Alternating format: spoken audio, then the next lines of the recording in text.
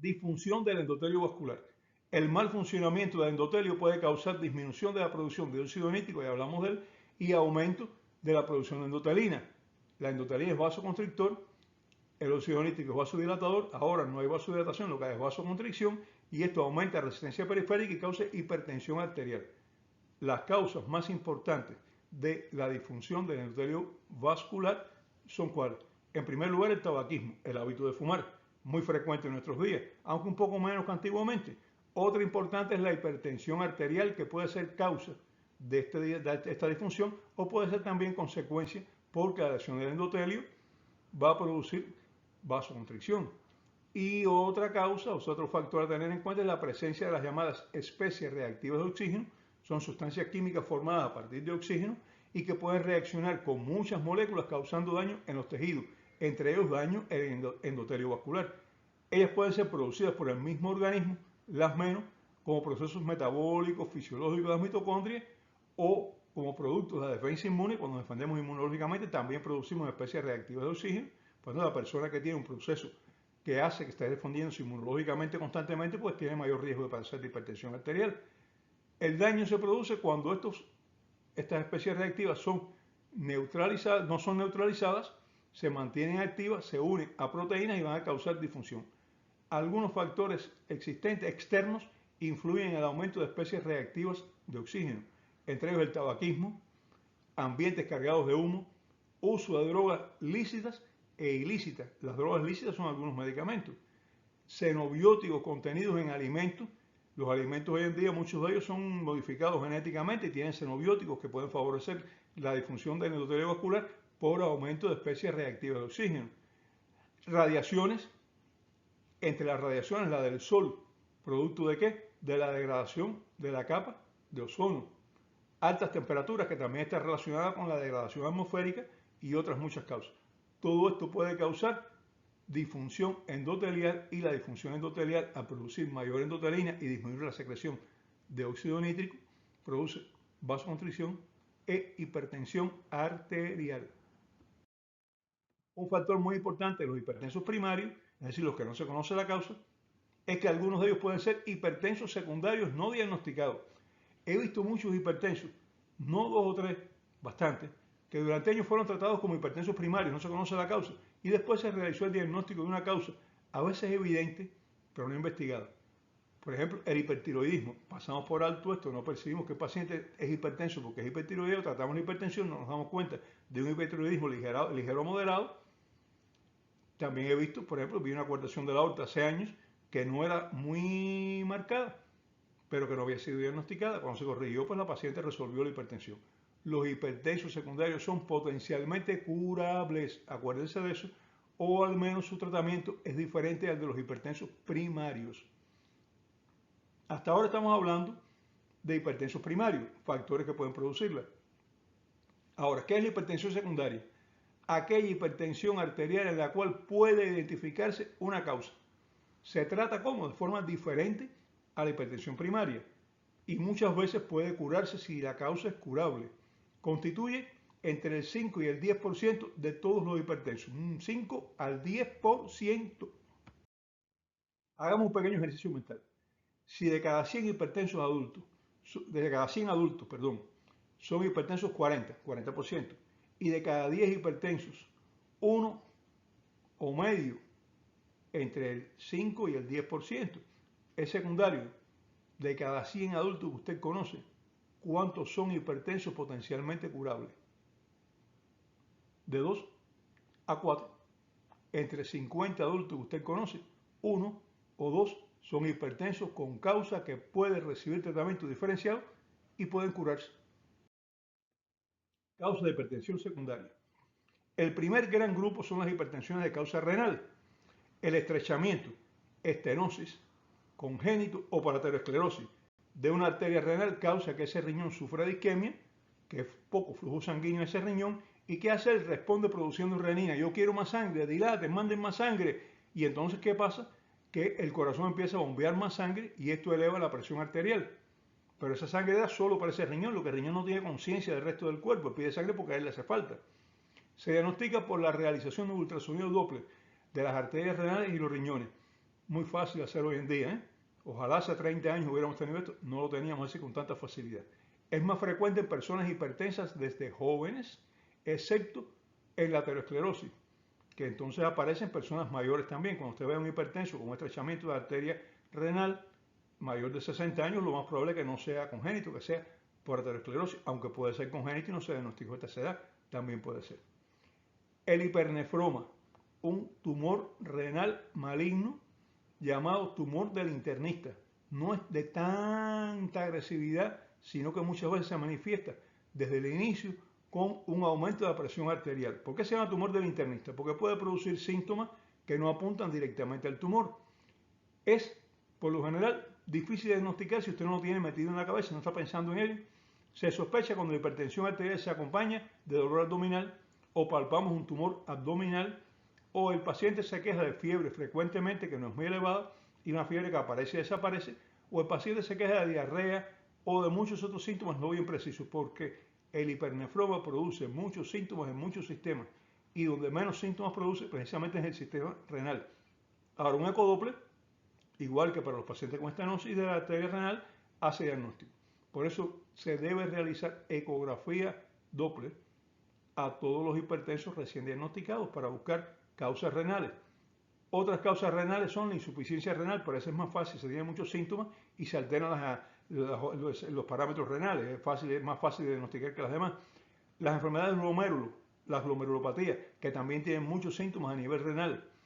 La hipertensión en estos dos casos, insuficiencia renal y glomerulopatía, es parte del cuadro clínico, no es el síntoma principal. Este síntoma principal es más frecuente en el estrechamiento de las arterias, la hipertensión como síntoma principal, o en el caso de hipernefroma. En insuficiencia renal y en glomerulopatía, generalmente la hipertensión acompaña a muchos otros síntomas que permiten hacer el diagnóstico. Otra de las causas de hipertensión arterial secundaria que pasa muchas veces inadvertida son las enfermedades tiroideas. Entre ellas vamos a comenzar con el hipertiroidismo. En el hipertiroidismo hay un aumento de la secreción de hormona tiroidea. Esto lleva a un aumento total del metabolismo en el cuerpo. Como hay un aumento del metabolismo, necesitan más oxígeno, necesitan más nutrientes y entonces hay que aumentar el gasto cardíaco. Y este aumento del gasto cardíaco va a llevar un aumento de actividad del sistema nervioso simpático precisamente para poder aumentar el gasto cardíaco. La actividad del sistema nervioso simpático aumentada aumenta la frecuencia cardíaca y al mismo tiempo va a hacer que las arterias pequeñas se contraigan y esto aumenta la resistencia periférica. Ya tenemos aquí dos factores, aumento de la frecuencia cardíaca y aumento de la resistencia periférica. Pero no basta. En el caso de hipertiroidismo necesitamos mayor volumen de sangre para aumentar el gasto cardíaco porque hay un aumento de la frecuencia y esto necesita tener más sangre para bombear y por tanto aumenta el volumen sanguíneo. Y este aumento del volumen sanguíneo se suma al aumento de la resistencia periférica y a la frecuencia cardíaca acelerada aumentada para aumentar el gasto cardíaco y aumentar la presión arterial. Porque recuerden, la presión arterial es directamente proporcional ¿a qué? Al gasto cardíaco y a la resistencia periférica. Si aumentamos el gasto cardíaco y aumentamos la resistencia periférica, aumentamos la presión arterial. Por eso, mujeres generalmente de mediana edad o jóvenes, preferentemente antes que los hombres, pero los hombres también pueden ser, delgados, ansiosos, con taquicardia, muy inquietos, que tienen un aumento de la sensibilidad al calor, que tienen un aumento de apetito, bueno, pues pensar siempre en la posibilidad de un hipertiroidismo. Ya si tienen los ojos un poquitico abotagados, un poquitico prominente, bueno, pues eso es más fácil. Si tienen un aumento de tiroides muy evidente, pues también es más fácil. Pero muchas veces son pequeños aumentos de tiroides y muchas veces también no existe el exoftalmo, que nosotros esperamos siempre en los hipertiroideos. Así que sospechen un hipertiroidismo ante personas con estas características. El hipotiroidismo se ve sobre todo en mujeres más que en hombres. Edad media son personas que poco a poco van siendo lentas, pero muchas veces eran lentas ya anteriormente, que se quejan de frío, que aumentan un poco de peso, que tienen edemas en miembros inferiores. Bueno, pues estas personas hipotiroideas, como ha disminuido la secreción de hormona tiroidea, el metabolismo en general ha disminuido, pero también ha disminuido la frecuencia cardíaca. Y al disminuir la frecuencia cardíaca, el organismo necesita compensar para mantener un gasto cardíaco estable. ¿Y qué hace? Aumenta el volumen cardíaco, el volumen sanguíneo en general, para aumentar el volumen sistólico. Y con un aumento del volumen sistólico, aunque la frecuencia cardíaca disminuye, ya hablamos de esto, pues entonces va a mantener un gasto cardíaco adecuado. Bueno, en este caso, La hipertensión por lo general está relacionada con el aumento del volumen sanguíneo y es una hipertensión que generalmente, no siempre, es sistólica aislada o sistólica desproporcionada, pero con una diastólica muy poco elevada. La sistólica es la que se eleva mucho más. Preferentemente mujeres, edades medias de la vida, que han ganado de peso recientemente, con piel áspera, lentas, de pensamiento también lento, pero no quiere decir que sean retrasadas mentales ni mucho menos, sino que son personas que simplemente son más lentas en cuanto a la ideación.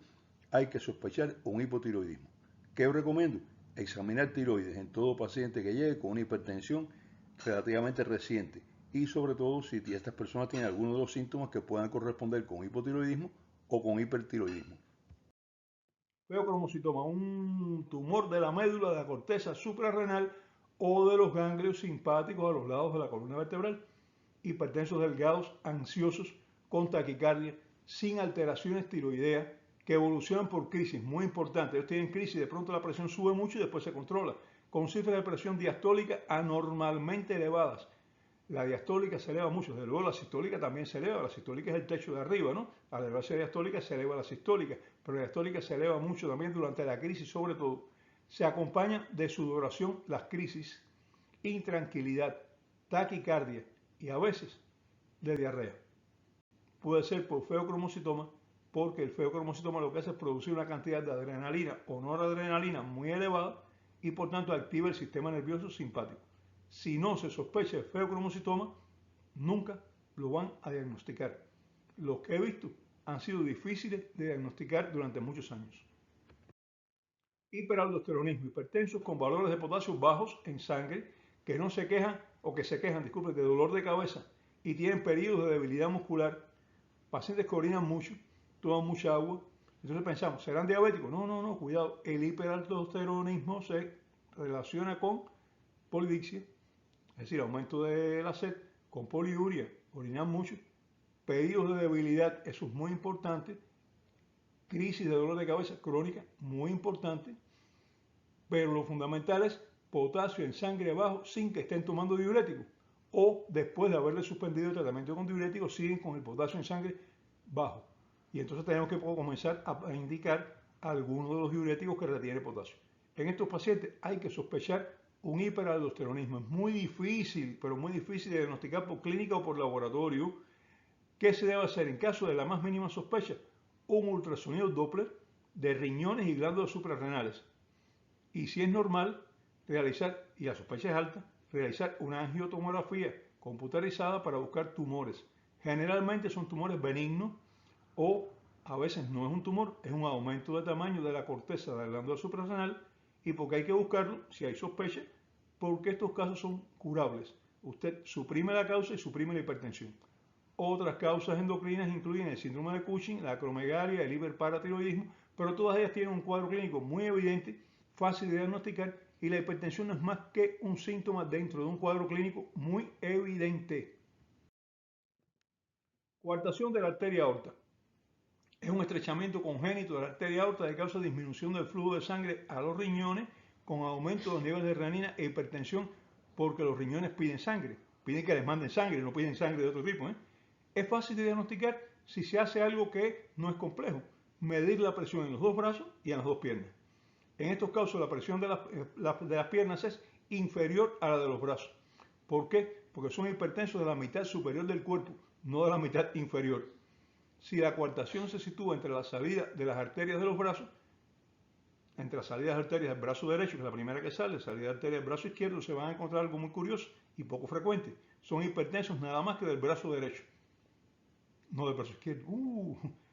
Se cura con una intervención quirúrgica de la aorta y ya nunca más son hipertensos. Si no lo cura, el daño renal es irreversible. Apnea del sueño obstructiva. Dije que iba a hablar de ella cuando llegáramos a las causas, porque es un factor que produce hipertensión, pero también es una causa. Se caracteriza por hipertensión arterial, somnolencia diurna. Las personas despiertan de madrugada con ansiedad y falta de aire. Están durmiendo. De pronto se despiertan ansiosos y saben qué pesadilla tendría. No me acuerdo de pesadilla, pero debe haber tenido alguna, ¿no? Son roncadores. Personas que roncan mucho. Son obesos por lo general. No todos son obesos, pero muchos son obesos. Muchos sufren de enfermedades de nariz y garganta. Sobre todo estoy hablando de la obstructiva, no de la central, que es la más frecuente y la que más hipertensión causa. La mayoría de las personas no son conscientes de los síntomas que estoy hablando. Y hay que preguntar a los familiares, que muchas veces consideran normal, no, él siempre ronca, no, él siempre tiene sueño, este pasa el día entero dormido. Personas que tienen somnolencia diurna, que despiertan de madrugada varias veces, sobre todo con falta de aire, que roncan mucho, que son obesos. Cuidado, puede ser una apnea obstructiva del sueño. El tratamiento es diferente al tratamiento de hipertensión y muchas veces pueden curarse, otras veces no, pero por lo menos tienen tratamiento diferente. Embarazo. La hipertensión del embarazo aparece durante el embarazo y desaparece un tiempo después del parto. Puede ser unos meses después. Está causada por las alteraciones endocrinas del embarazo. Si 3 meses después del parto persiste, entonces debe pensarse que no es una hipertensión del embarazo, es una hipertensión que fue diagnosticada mientras la señora estaba embarazada y no es lo mismo que una hipertensión del embarazo. Puede ser que nunca se haya medido la presión antes del embarazo. Uso repetido de tóxicos como el alcohol, drogas, medicamentos como descongestionantes nasales. Muy importante, el uso crónico o a altas dosis de antiinflamatorios no esteroideos o antiinflamatorios esteroideos puede causar hipertensión y esta hipertensión desaparece después de suspender la medicación. Una pregunta que debemos hacer siempre, ¿usted toma con frecuencia alguno de los medicamentos antiinflamatorios? Sí, yo tomo mucho, digamos, por ejemplo, piroxicam porque yo padezco dolores en los huesos. Sí, yo tomo cortisona porque yo padezco artritis. Bueno, eso puede ser la causa de la hipertensión. Causa es frecuente en personas que sufren de artritis, osteoartritis, neuritis, bursitis crónica y otras causas de inflamación. Es necesario hacer un esfuerzo, disminuir el medicamento o suprimirlo para poder controlar la hipertensión. Son muchas más las causas de hipertensión secundaria, pero ya son menos frecuentes que las anteriores. Incluye enfermedades vasculares, enfermedades congénitas cardíacas, algunas enfermedades autoinmunes como el lupus eritematoso. Conclusión. Al recibir un hipertenso en consulta debe realizarse un interrogatorio y examen físico completo, incluyendo palpación abdominal, auscultación cardíaca, medir la presión arterial en ambos brazos y en al menos uno de los miembros inferiores, examinar tiroides, piel, fondo de ojo para valorar el estado de las arterias y realizar todos los exámenes de laboratorio e imagenológicos que se considere de acuerdo con las posibilidades. El ionograma, el estudio de lípidos en sangre, el examen de creatinina en sangre, la cituria, examen de orina y el electrocardiograma están indicados en todos los hipertensos. Todos los hipertensos deben hacerse. El ecodoppler renal y suprarrenal, yo en hipertensos jóvenes los considero de rutina. Ya un hipertenso mayor, bueno, hay que valorar cada uno de los casos para decidir si se necesita o no se necesitan hacer. Llegamos al final de nuestro encuentro de hoy, un poquito largo, pero es que el tema es apasionante y seguiremos en el próximo programa con hipertensión arterial.